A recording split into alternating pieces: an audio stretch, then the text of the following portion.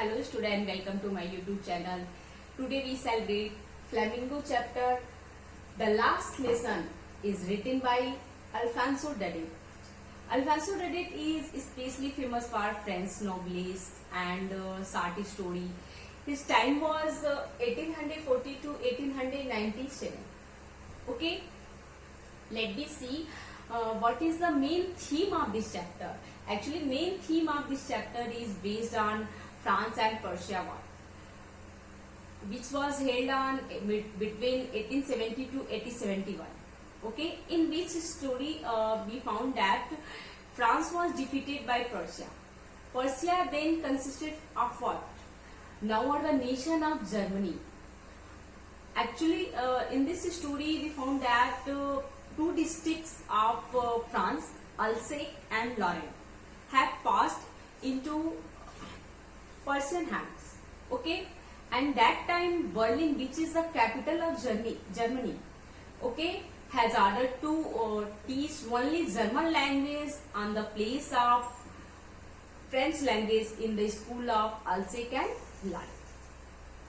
Okay, now we see two important things which are the main theme of this story. First is impact of war on people's lives.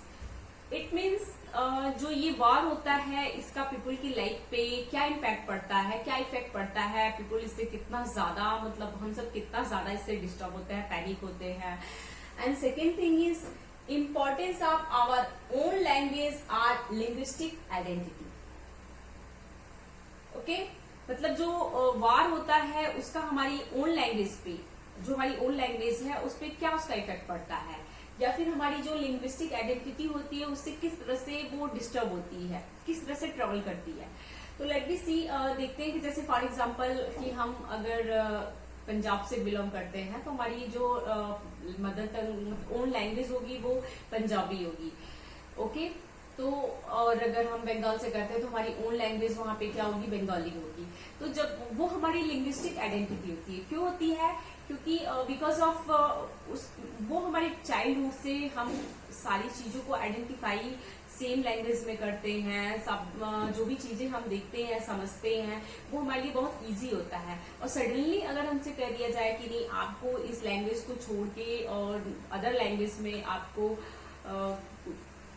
अपने आप को identify करना है, तो वो हम सबके लिए, आपके लिए भी बहुत ज्यादा वो ट्रबल क्रिएट करता है.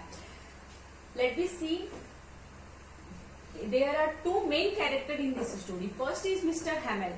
Mr. Hamel is known as a French teacher, French language teacher in this story.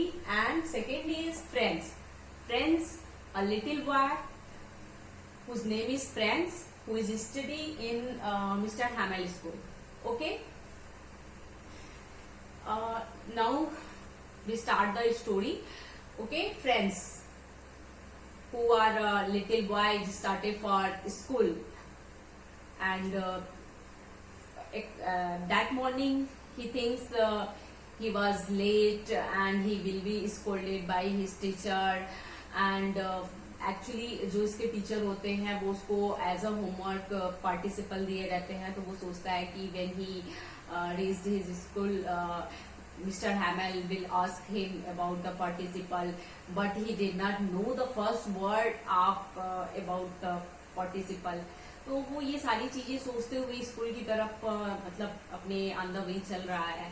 तो suddenly when he pass the town hall, जो कि उसके घर से स्कूल तक के रास्ते में आता है, there he found there is a crowd in front of bulletin board. Bulletin उसपे जो होता है कि on which he always he finds that bad news like war, drop and politics extra.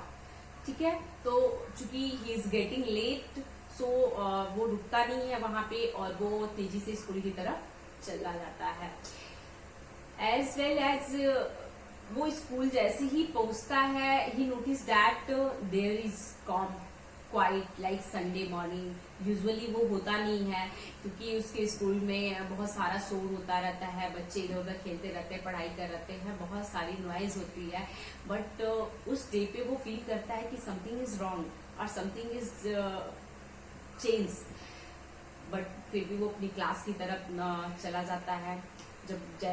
और उसके माइंड में ये बात चलती रहती है कि वो अक्सर ऐसा करता है कि जब वो लेट होता है तो बहुत शोरगुल होता है, सब लोग अपने काम में बिजी होते हैं, तो वो बहुत इजी वे में क्लास में एंटर कर जाता है, और टीचर का या और जो अदर स्टूडेंट होते हैं उनका उस पर मतलब जो है अटेंशन नहीं जाता है। तो उस दिन चूंकि चारों तरफ बिल्कुल सन्नाटा रहता है, लाइक संडे मॉर्निंग, तो फिर वो जैसे ही अपने क्लास के पास पहुंचता है, मिस्टर हैमल बोलते हैं, ओके फ्रेंड्स तुम आ गए, कम, मैं तो तुम्हारे बगैर ही क्लास शुरू कर रहा था, ठीक है टेक योर सीट। और फ्रेंड जो है उसको थोड़ा वो डिस्टर्ब रहता है जब, बट क्योंकि वो लेट रहता है, लेकिन थोड़ी देर जब उसकी नर्वसनेस खत्म हो जाती है और वो काफी मतलब रिलैक्स फील करता है, then he notice that some villagers were seated on the back bench and mister Hamel looks different. तो उसको कुछ ये सब कुछ बहुत ही वॉज सरप्राइज, जो वो सोचने लगता है कि ऐसा क्यों होता है। मिस्टर हैमल जो है उनका जो ड्रेसिंग सेंस है वो भी डिफरेंट है, which he use in specially on inspection day और prize distribution day. He wear green coat, frill shirt, black silk embroidery cap.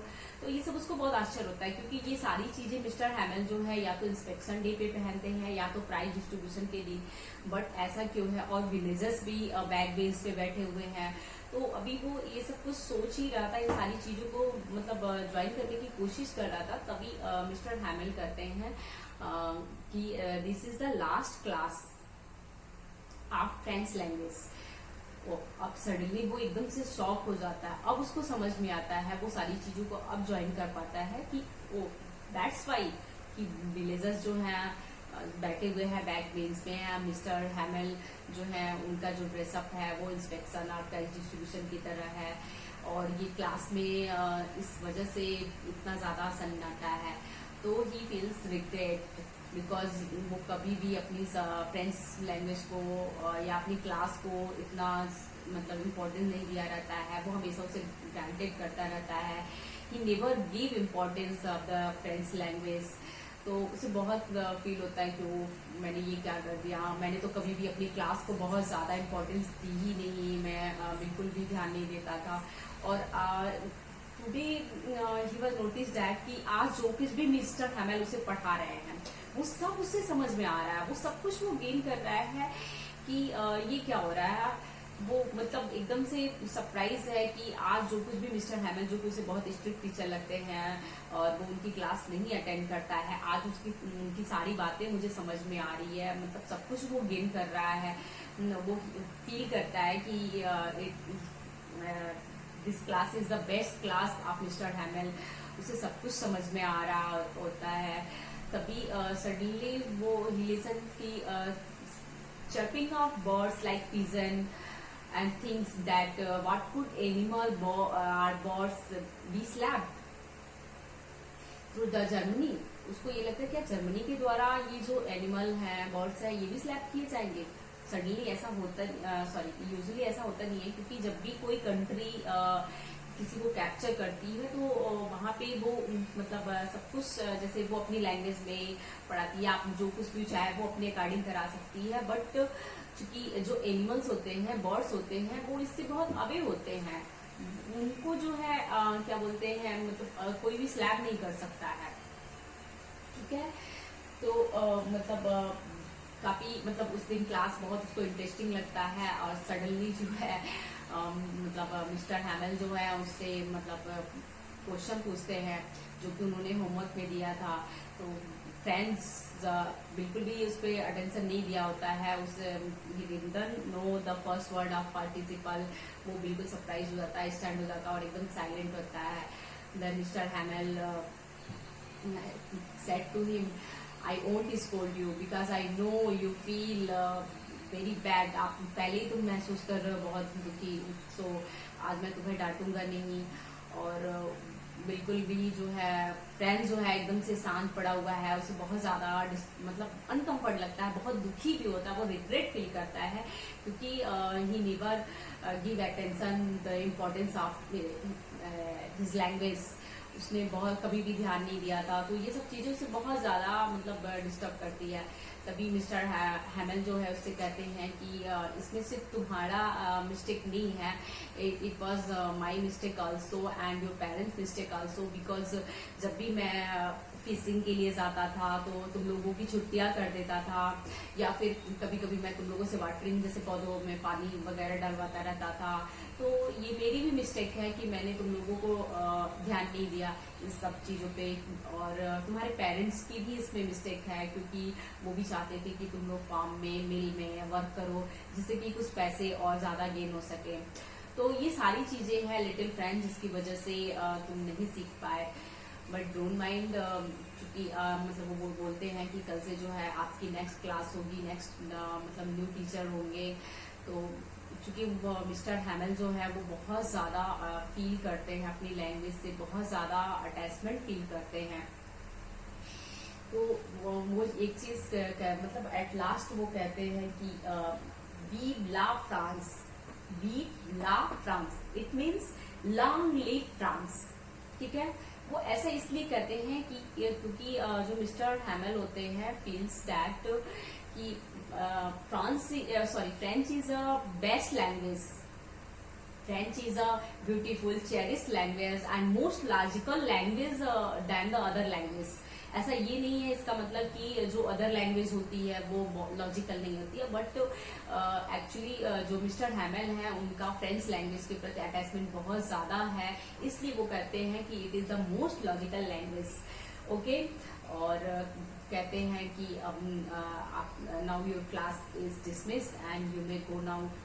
So in this way ये जो चैप्टर है वो फिनिश हो जाता है, और आप देखते हैं कि इस चैप्टर से जो रिलेटेड क्वेश्चन है मोस्टली जो पूछे जाते हैं वो पहले तो ये कि क्या क्या चीजें थी जो मिस्टर फ्रेंच जो है उसमें नोटिस करता है जब वो क्लास में आता है, क्या क्या उसको डिफरेंट दिखाई देता है। And second is that what is the dress up of mister हैमल, क्या क्या उन्होंने पहन रखा है। तो उसका आंसर आपको होगा जैसे कि green coat, frill shirt, black silk embroidery cap. And one question जो आपको मैक्सिमम पूछा जाता है, what a thunder clap these words brought to मी।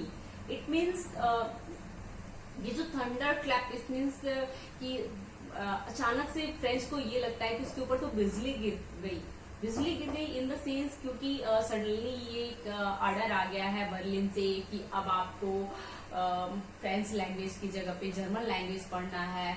तो ये सब चीजें, और उसने कभी भी अपनी क्लास को इतना ज्यादा इम्पोर्टेंस नहीं दिया।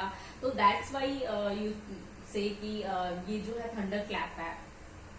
ओके, एंड नेक्स्ट जो मोस्ट इम्पोर्टेंट क्वेश्चन होता है वो होता है, do you know what linguistic identity means. जैसा कि मैंने स्टार्टिंग में ही आपको डिस्क्राइब किया हुआ है, लिंग्विस्टिक आइडेंटिटी इट मीन्स जो हमारी ओन लैंग्वेज होती है उसके साथ बहुत इजी वे में कोप अप कर रखते हैं हम, बहुत इजी वे में उससे सारी चीजों को मतलब समझ पाते हैं और अपनी थॉट्स को एक्सप्लेन कर पाते हैं। सडनली अगर हमें कह दिया जाए कि आपकी जो ये ओन लैंग्वेज है आपको इसकी जगह पे दूसरे लैंग्वेज को समझना है, आपको एक्सप्लेन करना है, आपको उस लैंग्वेज में बोलना है, तो that's time it is not easy for all of us.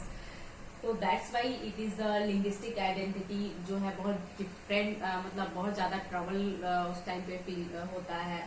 तो ये है linguistic identity. I hope guys आपको ये समझ में आया होगा और कि ये चैप्टर क्यों इम्पोर्टेंट है, क्योंकि वो लैंग्वेज को कभी इम्पोर्टेंट नहीं देता है। और मिस्टर हैमल जो कि एक चीज मैं आपको बताना भूल गई कि बीच में उन्होंने ये भी कहा था कि लैंग्वेज जो होता है वो इसलिए भी इम्पोर्टेंट होता है जो उसकी ओन लैंग्वेज होती है, because of language is the key of presentation when we are in slab. कि जब हम स्लैब होते हैं, हम किसी के गुलाम होते हैं, तो उस टाइम पे जो हमारी ओन लैंग्वेज होती है बाय दिस हम अपनी थॉट्स को, अपनी फीलिंग्स को वी कैन शेयर। ओके, तो that's why language is the key of presentation when we are in slab.